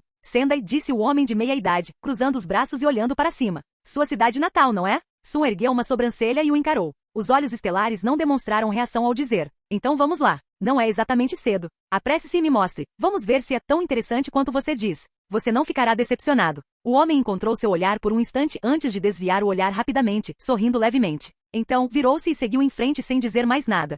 Eles viajaram pelas ruas e becos de Sendai até chegarem a uma modesta casa de 2 andares construída em estilo tradicional japonês. Todas as casas do bairro tinham uma aparência semelhante. Era cedo, pouco antes do horário de pico da manhã, e a rua ainda não estava lotada, mas o barulho já começava a aumentar dentro das casas. De repente, o homem se virou com um brilho de excitação nos olhos e sorrindo alegremente. Tente não ser pego. Você pode ser pego pela polícia. Sem esperar por uma resposta, ele deu um passo à frente e fez algo imperceptível. Nesse momento, um homem idoso por volta dos 50 anos abriu a porta. Seu rosto estava marcado pela idade e pelo desgaste, e ele olhou para dentro da casa enquanto gritava: Yuji, o vovô está saindo. Ele fechou a porta e entrou no pátio. Assim que a porta se fechou, o homem de meia idade entrou sem ser notado. O velho passou direto por ele, aparentemente desavisado, e então parou brevemente ao notar Sun parado do lado de fora. Lançou-lhe um olhar curioso, coçou a nuca e saiu sem se demorar. Yuji? Sun entendeu imediatamente. Então esse era o recipiente sobre o qual ele estava falando. Ele entrou direto pela porta da frente. Uma barreira perturbadora de percepção ocultava sua presença, nenhuma pessoa comum notaria. Lá dentro, ele viu o homem debruçado sobre uma pequena cama.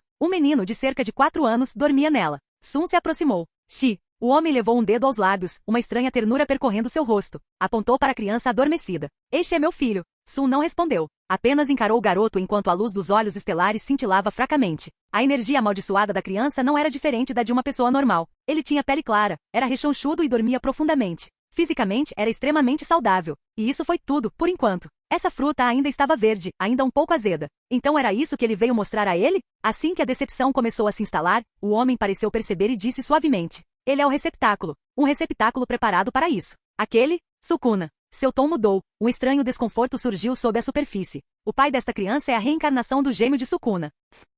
A mente de Sun mudou completamente para outra coisa. O pai e a criança, apenas a mãe continuava desaparecida. E o homem alegava que a criança era sua. Você já ouviu falar de Sukuna, certo? A escola de feitiçaria tem alguns arquivos. O rei das maldições de 1000 anos atrás. Seja antes ou depois de se tornar um objeto amaldiçoado, ele era um verdadeiro monarca. Durante a Era de Ouro do Jujutsu, durante a Era Heian, todos os feiticeiros da época se uniram para derrotá-lo. E falharam. Mesmo após a morte, seu corpo se transformou em um objeto amaldiçoado tão poderoso que ninguém conseguia lidar com ele. O mundo do Jujutsu não teve escolha a não ser selá-lo. Incrível, não é? Esse tipo de poder avassalador, algo como um desastre natural. E no entanto, esse garotinho é capaz de conter tudo perfeitamente. Ele será o único a conter toda a força de Sukuna. Em breve, só mais um pouquinho. A última parte foi quase um sussurro, mas Sun ouviu cada palavra. Ele sabia um pouco sobre Sukuna, mas apenas em fragmentos esparsos. Algumas lembranças, algumas coisas que lera na escola de Jujutsu. Poucos detalhes. Sukuna tinha 2 rostos e 4 braços, assim como a figura mitológica Sukuna de 2 caras. Foi assim que ele ganhou o nome. O gêmeo que o homem mencionou foi o segundo embrião, devorado por Sukuna no útero. Desde o nascimento, Sukuna era mais uma calamidade do que uma pessoa. Sua única obsessão era a tuberculose. Para Sun, Sukuna sempre foi definida por uma coisa: poder. Nada mais. O menino dormindo diante dele, claramente Yuji Itadori, ainda era apenas uma criança. Nada nele se destacava, exceto por um físico excepcionalmente forte. Sun já sabia disso, então. Foi só isso? Mas então o homem se virou para ele, com os olhos cheios de expectativa. Este é um experimento de 1000 anos. Se funcionar, significa que feiticeiros ancestrais poderão ser despertados. Quando chegar a hora, você e eu, Sukuna, seremos o suficiente para desafiar todo mundo do Jujutsu. Faremos um milagre que abalará seus alicerces. Então, que tal? Querem trabalhar juntos? Na terceira vez ele perguntou. Desta vez, Sun sentiu sua curiosidade aumentar. Despertar feiticeiros ancestrais? Como? Obviamente não cutucando-os e dizendo: Ei, acordem. Depois de 1000 anos, seus corpos já teriam apodrecido há muito tempo. Para revivê-los, seria necessário um hospedeiro, um novo corpo. Teria que ser uma forma da técnica da carne amaldiçoada. Agora isso, valeu a pena considerar. Deixar um clone para trás para lidar com esse tipo de parceria não estava fora de questão.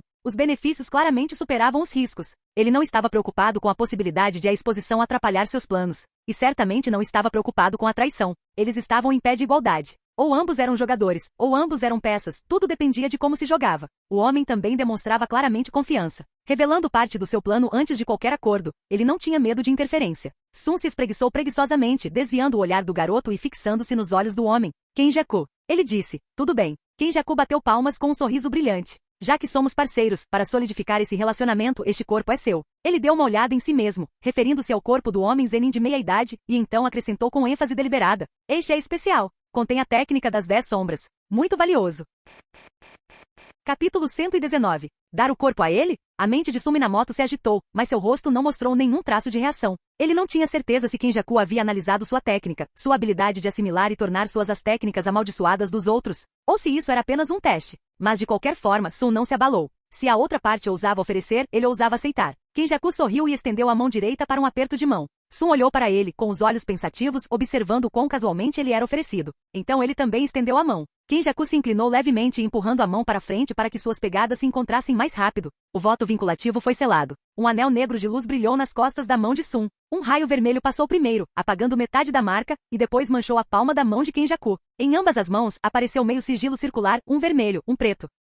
Eles tinham acabado de se apunhalar pelas costas enquanto concordavam em cooperar. Sun relembrou o encontro deles na Vila Aragami. Kenjaku também o abordou sem hesitação naquela época. Na época, ele presumiu que Kenjaku tinha alguma ferramenta amaldiçoada para neutralizar técnicas, ou uma habilidade desconhecida que lhe dava tanta ousadia. Mas agora estava claro, Kenjaku não se importava nem um pouco com o recipiente. No mínimo, ele tinha a capacidade de transferir sua alma para fora do corpo a qualquer momento. Todos já sabiam que Sun podia afetar a alma diretamente. Só isso já deixava as pessoas cautelosas. Hahaha, nós somos realmente parecidos. Voltarei para te encontrar quando o plano começar. A voz alegre de Kenjaku ecoou na mente de Sun, e lentamente desapareceu. Ele não estava mais dentro do homem Zenin. Era uma técnica remota ou uma mensagem pré-gravada. Ele ainda estava sendo cauteloso. A técnica de Sun não tinha como alvo apenas o corpo do homem, mas também a alma de Kenjaku. Mas o sujeito era um mestre em experiência e reflexos. Sun sentiu que ele estava formando o voto de vinculação desde o começo. Kenjaku conversou sem parar durante o caminho até lá, conduzindo a conversa sutilmente. No momento em que Sun concordou em cooperar, os termos foram definidos, apertar as mãos significava aceitá-los. A cláusula principal, nenhum dano mútuo durante a parceria. Kenjaku tentou incluir algumas condições bônus a seu favor também, mas Sun silenciosamente as retirou por meio de assimilação seletiva. Um voto vinculante era uma maldição. Até que estivesse totalmente firmado, ambas as partes tinham margem de manobra. Uma podia somar, a outra podia subtrair. Sun olhou para a marca em sua mão. Esses antigos feiticeiros, vivos há mais de 1000 anos. Francamente, eles eram um pé no saco. Tanto Kenjaku quanto Tenjin compartilhavam uma característica particular. Os votos vinculativos exigiam que ambas as partes estivessem cientes, mas por meio de palavras sutis ou gestos aparentemente inofensivos. Eles podiam alterar ou inserir condições sem chamar a atenção. Você ouvia as palavras, mas nunca percebia que havia concordado com elas. Esse talento estava gravado em seus ossos. Sun imaginou que devia ser um instinto de sobrevivência nascido na era Heian. Se você não dominasse esses truques, alguém que o dominasse o destruiria. Isso dizia muito sobre o quão perigoso e poderoso o mundo do Jujutsu era naquela época. O Jujutsu hoje estava crescendo, claro, mas ainda estava longe daquele nível. Sun aprenderá a ser cauteloso depois de ser queimado por Tenjin uma vez. Essa derrota o tornou mais astuto. No final, lidar com usuários de maldições desse jeito sempre se resumia a uma coisa: quem estava disposto a afundar mais. Mas ao mesmo tempo em que pensava nisso, uma centelha de expectativa se acendeu dentro dele. Se esses feiticeiros ancestrais renascessem com sucesso através de corpos carnais, que tipo de conflito isso traria? Quebrar essa ordem mundial estagnada, esse seria o verdadeiro começo de seus ideais. Ele se recuperou e olhou para o homem Zenin. O símbolo vermelho havia sumido de sua mão. Aquela marca havia ficado gravada na alma de Kenjaku. Ela só reapareceria em qualquer corpo que ele possuísse em seguida. A marca representava a restrição mútua, um elo amaldiçoado entre eles. Sun sentiu uma pontada de arrependimento. Ele quase se assimilara a Kenjaku. Não era sua técnica amaldiçoada que o interessava. Era o ápice de 1000 anos de planejamento, métodos e pesquisas. A luz vermelha no corpo do homem Zenin logo se transformou em linhas pretas, que Sun reuniu na palma da mão. Ele poderia tê-lo absorvido com seus olhos estelares, mas escolheu não fazê-lo. Kenjaku provavelmente ainda estava observando de perto. Melhor esconder técnicas como assimilação e pilhagem de maldições por enquanto. O mistério era sua melhor arma contra inimigos como esse. E nesse departamento ele estava em vantagem. Sua cabeça guardava inúmeras memórias fragmentadas de Kenjaku, registros, relatórios. Por enquanto, eram apenas dados.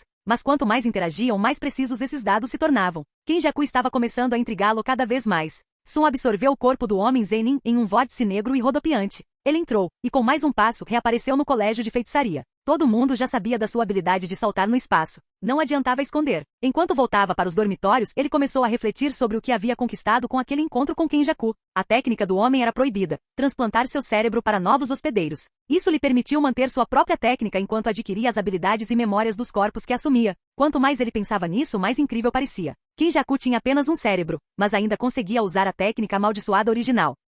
Mesmo depois de assumir um novo corpo, onde a alma original havia sido indubitavelmente apagada, a técnica permaneceu totalmente intacta. E mais do que isso, ele poderia levar técnicas de corpos anteriores para o próximo. Ele precisava ter algum tipo de método de preservação exclusivo. Era fascinante demais. Sun Minamoto também conseguiu preservar técnicas assimiladas, o que só aumentou sua apreciação pelo quão incomum era o método de Kenjaku. Seu próprio processo envolvia gravar a técnica em seu olho, o que exigia uma unidade perfeita entre alma e corpo. Isso significava que até mesmo o olho de seu corpo-alma tinha uma gravação correspondente. Somente quando os dois se alinhavam a técnica era completa. Mas Kenjaku conseguiu atingir a preservação completa com apenas um cérebro, e não apenas uma técnica, mas várias. Como ele resolveu os conflitos inerentes entre as técnicas? Como ele suportou a tensão mental de segurar todos eles? Mesmo depois de um encontro tão breve, o interesse de Sun por Kenjaku já havia superado sua curiosidade por Itadori ou mesmo Sukuna. O potencial de pesquisa do corpo do homem Zenin também surgiu em seus olhos.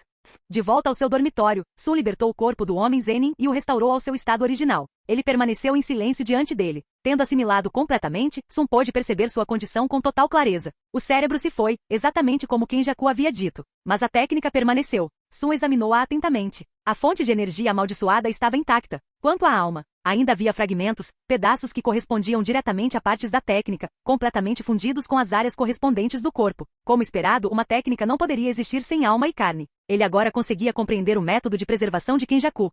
Mas mesmo assim, percebeu que não conseguiria reproduzi-lo, principalmente a parte da fusão alma-carne, que devia ser resultado da técnica proibida de Kenjaku. Definitivamente havia limitações rígidas. Se não houvesse, Kenjaku teria acumulado muito mais técnicas ao longo de sua vida de 1000 anos. Sun ficou curioso sobre quantas técnicas o homem tinha atualmente. Mas após mais pesquisas, ele percebeu que esse corpo não era representativo. Era um caso único. Para começar, não havia pontos na testa. Nenhum voto de vinculação visível. Nem mesmo uma cicatriz da remoção. Aquilo tinha que ser algum tipo de restrição. Mas não estava claro se isso estava ligado à técnica proibida em si ou à retenção da técnica amaldiçoada. Originalmente, a ausência de pontos depois que Kenjaku ocupou o corpo sugeria o último. Mas pensando bem, quando Kenjaku escapou sob seu nariz, não houve transferência física de cérebro entre os corpos. Claramente esta nave havia sido reivindicada por algum outro método especial. A técnica proibida poderia ser lançada de diferentes maneiras? Sun manteve esse pensamento arquivado. Ele quebrou o corpo em um fluxo de sigilos amaldiçoados e então gravou partes da técnica tanto na alma quanto nos olhos físicos. Ainda havia muita coisa desconhecida sobre a técnica de Kenjaku, mas isso já era um ganho significativo. Ele poderia levar o tempo que quisesse para aprender o resto. Descobrir todas as respostas agora só acabaria com a emoção. Desta vez, ele adquiriu a técnica das 10 sombras, e tudo o que lhe custou foi uma cláusula simples no voto vinculativo. Não prejudicar a outra parte durante o período de cooperação. Não é um mau negócio.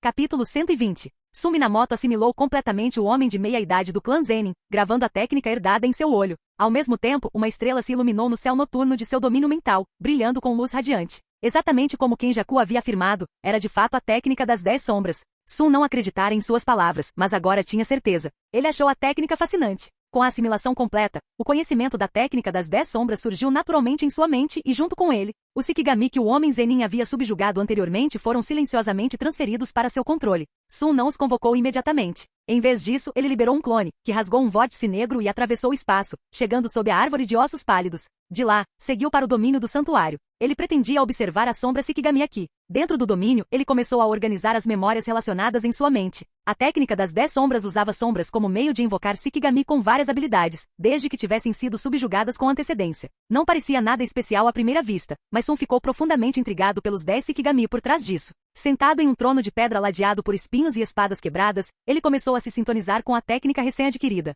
O santuário estava silencioso. A luz das estrelas vinda da cúpula brilhava suavemente sobre ele, projetando uma sombra profunda e unificada do homem e do trono contra a parede de pedra atrás. As condições foram estabelecidas. Sun estendeu uma das mãos para o lado, polegar erguido, indicador e médio abertos, anelar e mindinho curvados para dentro. A silhueta na parede de pedra tornou-se a de um cachorro. Ele gritou baixinho: "Cães divinos!" No momento seguinte, um Shikigami preto e um branco, com aparência de lobo, saltaram da sombra. Um triângulo regular e um triângulo invertido marcavam suas testas. Eles eram os cães divinos, Shikigami básicos da técnica das 10 sombras. Ágeis e habilidosos em reconhecimento e rastreamento. Os dois lobos examinaram os arredores com cautela. Sem ver nenhuma ameaça e sem receber ordens, abanaram o rabo e se aproximaram de Sun por conta própria. Ele estendeu a mão, e eles obedientemente sentaram-se a seus pés, pressionando suas cabeças gentilmente em sua palma. Ele fez uma anotação mental: baixo consumo de energia, comportamento semi-autônomo, capaz de agir de forma independente ou seguir comandos verbais ou mentais. Quando terminaram, ele deu-lhes permissão para se moverem livremente. Mesmo assim, eles permaneceram no lugar, agachados ao lado dele, com as orelhas se mexendo ocasionalmente, atentos à área. Parecia que seu comportamento livre ainda seguia certos protocolos. Sun deixou para lá. Mudou o sinal de mão. A sombra de um pássaro apareceu no muro de pedra. Nui, um grande pássaro vermelho, com o rosto escondido atrás de uma armadura óssea, voou da sombra. Circulou um pilar de pedra antes de agarrar sua borda superior, mais próxima da cúpula. Nui, um Shikigami de suporte aéreo com maestria sobre raios, incrivelmente rápido e habilidoso em mergulhos e ataques com garras. Sun o conduziu por uma série de testes de voo, passando rapidamente entre 8 pilares de pedra. Faíscas dançavam em suas asas, crepitando com o trovão. Quando deixado sozinho, o Nui descia em espiral, deixando rastros de vento e garras brilhantes e mortais. Claramente, ele favorecia o ataque de cima, como uma verdadeira ave de rapina. Sun assentiu, satisfeito. O domínio era espaçoso e resistente, ideal para deixar o Shikigami usarem suas habilidades livremente. Outra mudança de gesto, grande serpente. Imediatamente um Shikigami com aparência de cobra surgiu do subsolo. Especializado em escavações, ele podia emergir debaixo dos inimigos, arrastando-os para o céu com uma mordida. Sapo. Com essa palavra, vários sapos de pele verde apareceram, cada um com asas brancas curtas. Eles pulavam em volta de seus pés, com a boca entreaberta e a língua enrolada, pronta para estalar. Testes confirmaram que suas línguas eram extremamente duráveis, atacavam com força e tinham poderosos efeitos adesivos, perfeitas para conter inimigos. Max elefante. A sombra maciça de um elefante se formou em tinta, a cor escura desaparecendo gradualmente enquanto um tom rosa suave emergia. Ele sacudiu sua longa tromba, lançando um poderoso jato d'água que atingiu um pilar de pedra, abrindo um buraco nele. O dano se regenerou rapidamente. Sun Minamoto entendeu imediatamente. A pressão da água podia ser ajustada com base na energia amaldiçoada. Uma habilidade muito promissora. Fuga do coelho. Sombras em forma de gotícula surgiram e rapidamente se espalharam pelo chão, eventualmente se fundindo. Um a um, coelhos de pelos brancos e olhos vermelhos emergiram da escuridão, reunindo-se ao redor da plataforma de pedra. Eram muitos, individualmente fracos, mas perfeitos para confundir e distrair os inimigos. Veado redondo. Um veado imponente com chifres robustos e enormes, apareceu atrás de Sun Minamoto. Levantou uma pata dianteira e soltou um grito silencioso para o céu. Agora esse Shikigami era interessante. Podia usar a técnica da maldição reversa, e até mesmo projetá-la externamente. Esse era um nível que nem mesmo Shoko Yeri havia alcançado. Boi perfurador.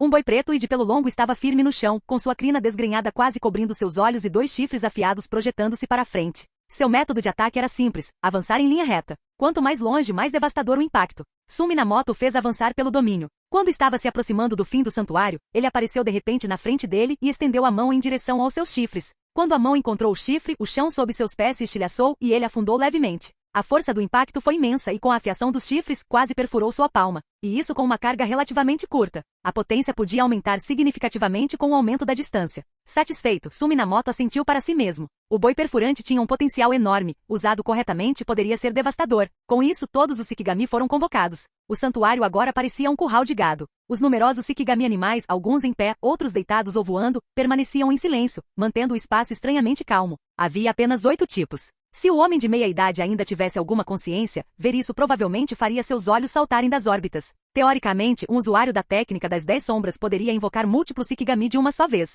Mas isso era apenas em teoria. Na prática, a energia amaldiçoada necessária era enorme. Mesmo de acordo com os registros do clã, apenas alguns conseguiram. Quem imaginaria que um estranho conseguiria fazer isso? Ainda assim, 2 estavam desaparecidos, pensou Sun Minamoto. Ele já esperava a ausência do 10º Shikigami. Afinal, nenhum usuário da técnica das 10 sombras na história jamais conseguirá domá-lo. A espada de 8 cabos divergente Sila General Divino Mahoraga. Ele não esperava que o homem de meia-idade pudesse invocá-lo também. Quanto a Kenjaku, se ele tinha ou não a capacidade era irrelevante. A julgar pela facilidade com que ele descartou o corpo, ficou claro que ele não dava muito valor às 10 sombras. Mas além de Mahoraga faltava mais um Shikigami, e isso Sun Minamoto só podia atribuir à falta de esforço do homem. Relembrando as memórias, ele percebeu que o que faltava era o funeral do tigre. Saber disso não ajudou. Deixou uma coceira na mente dele, seu perfeccionismo à flor da pele. O funeral do tigre só podia ser encontrado nos terrenos secretos do clã Zenin, então não havia nada que ele pudesse fazer por enquanto. Ainda assim, ele se lembrava vagamente do ritual para invocar Mahoraga. Por que não tentar? Ele estendeu os braços para frente, com os punhos voltados um para o outro, e cantou em voz baixa, com este tesouro, eu invoco. Ele esperou, mas Mahoraga não apareceu.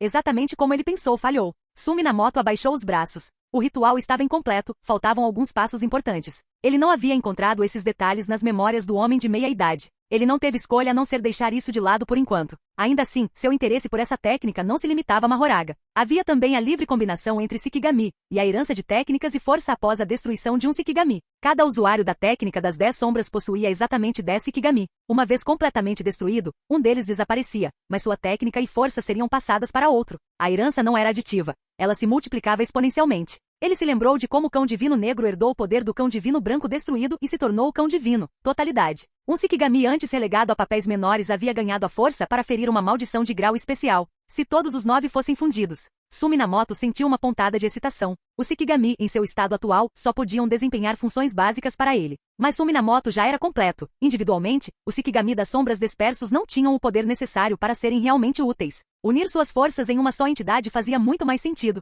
Ele estava pensando em usar Mahoraga como núcleo, fundindo-o com os outros 9 Shikigami para ver o que poderia nascer dessa combinação. Curiosamente, o objetivo proposto por Kenjaku anteriormente coincidia com os passos preliminares de seu próprio plano. Fundir Shikigami agora serviria como prática inicial. Quanto a Mahoraga, ele precisaria encontrar uma maneira de descobrir o ritual completo e subjugá-lo adequadamente. Mas isso pode esperar. Suminamoto acalmou a mente. Havia outro problema urgente que ele precisava enfrentar agora. Adquirir a técnica das 10 sombras também significava herdar um problema. As 10 sombras eram uma técnica hereditária do clã Zenin, um dos 3 grandes, e uma das poucas heranças raras e de alto nível diretamente ligadas à sucessão do chefe do clã. O status do homem de meia-idade no clã Zenin falava por si. Foi por isso que ele entrou deliberadamente no domínio para verificar o Shikigami. Não importava mais se Kenjaku havia lhe entregado aquele corpo com segundas intenções ou apenas para causar problemas. Isso já lhe havia causado problemas. A última aparição conhecida do homem de meia-idade foi durante a entrega de poder nos túmulos da estrela com Suminamoto. Isso era de conhecimento público. Quando seu desaparecimento foi notado, os primeiros a bater a porta foram o departamento de inspeção e o clã Zenin. E por causa do voto vinculante de nenhum dano mútuo, ele não podia expor Kenjaku diretamente.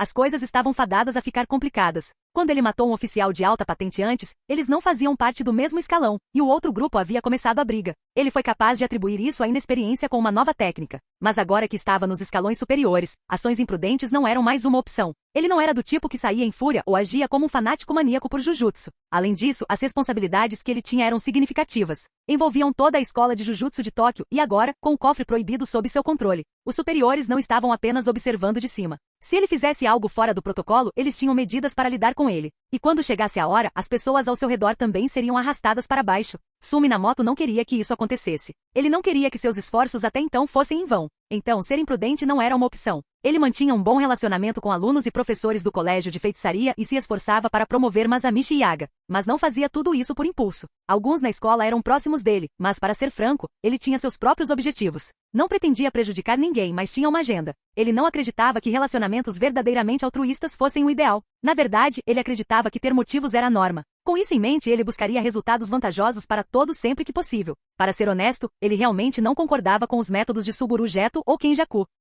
Muito esforço para pouco ganho. Não havia futuro em seguir carreira solo no mundo do Jujutsu. Um estava ocupado criando um culto, o outro correndo por aí revivendo feiticeiros antigos e tentando conquistá-los. Ambos os caminhos eram exaustivos e instáveis. Os seguidores do primeiro eram pouco confiáveis, e os recrutas do segundo tinham lealdade questionável. Qualquer um que pudesse ser possuído significava que era poderoso, mas feiticeiros poderosos tendiam a ser indisciplinados. Será que eles realmente obedeceriam a Kenjaku? Na melhor das hipóteses, eles podem cooperar relutantemente por obrigação de serem trazidos de volta. Suminamoto preferiu ir à raiz do problema. Assumiu discretamente o colégio de feitiçaria e o cerne do mundo do Jujutsu, e usou isso como ponto de partida para concretizar sua visão. Durante esse processo, ele aumentaria a força da escola de feitiçaria. Afinal, quanto mais forte a base, melhor sua posição. Se a escola prosperasse, o seu caminho também prosperaria. Era o que ele chamava de ganha-ganha. Então o homem de meia-idade teve que ser tratado. Suminamoto considerou suas opções. E com o Shikigami das Sombras desaparecido, ele teve que ir até as terras ancestrais do clã Zenin para completar o conjunto. Então, por que não simplesmente substituir o homem? A ideia passou pela sua mente. Kenjaku, preso às mesmas restrições, não podia machucá-lo, o que significava que apenas Kenjaku sabia que o núcleo do homem já havia sido trocado. Nem Tengen saberia. O homem de meia-idade ocupava uma posição notável, com bastante margem de manobra. Se Suminamoto assumisse seu lugar, ganhar mais influência no colégio de feitiçaria seria o mínimo necessário. Ele poderia até almejar se tornar o próximo líder do clã Zenin. Se ele quisesse. O clã Zenin existiu por mais de 1000 anos, representando a força entre as 3 grandes famílias. Possuía muitos recursos valiosos, técnicas secretas, movimentos do novo estilo das sombras e muito mais. Sem mencionar os segredos antigos enterrados nas camadas mais profundas da sociedade do Jujutsu, informações altamente valiosas. Muitos benefícios para ignorar. Suminamoto ficou tentado, mas depois de pensar um pouco, também reconheceu as desvantagens. Após assimilar o homem de meia-idade, a influência de Kenjaku deixou apenas fragmentos de sua memória. Para imitá-lo perfeitamente, Suminamoto teria que reconstruir sua personalidade, hábitos e padrões de comportamento. A realidade, ele nem sabia o nome do cara. Ele precisava agir rápido, aprender o máximo possível antes que os outros descobrissem. Quem eram seus amigos? Qual era sua personalidade? Onde ele morava? O que ele comia? Ele tinha família? Como ele estava conectado ao clã Zenin? Até mesmo senhas de telefone e peculiaridades de fala. Somente entendendo tudo isso ele poderia dar os próximos passos. Havia mais um problema. Se ele substituísse o homem, algumas de suas habilidades técnicas amaldiçoadas seriam expostas a Kenjaku. Então, ele deveria fazer isso ou não? Suminamoto teve que pesar os riscos cuidadosamente antes de decidir se valia a pena. Cooperar com Kenjaku não significava que ele se opusesse aos feiticeiros. Kenjaku ainda estava preso às suas próprias restrições, então o plano de Minamoto de assumir o controle do colégio de feitiçaria não seria interrompido. Ele já estava se inclinando para o lado do colégio de feitiçaria, empurrando Yaga e Satoru Gojo para frente e ganhando o controle da organização mais poderosa e violenta do mundo do Jujutsu, que também era sua principal instituição educacional. Para conseguir isso, os verdadeiros obstáculos eram os altos escalões. Os objetivos de Kenjaku poderiam afetar o colégio de feitiçaria, mas não se oporiam diretamente a ele. Na verdade, ele poderia até usar Kenjaku para remover alguns desses obstáculos. Minamoto podia colaborar em múltiplas frentes. Até chegar o momento de colocar seu verdadeiro plano em ação, ele não tinha motivos para entrar em conflito com ninguém. Esse tipo de parceria podia ser surpreendentemente tranquilo. Após uma breve consideração, ele decidiu, valia a pena tentar. O plano havia mudado. Ele tomaria o lugar do homem de meia-idade do clã Zenin. Fim do vídeo. Para acesso antecipado à continuação dos vídeos, ou para incentivar o canal, vire membro. Muito obrigado.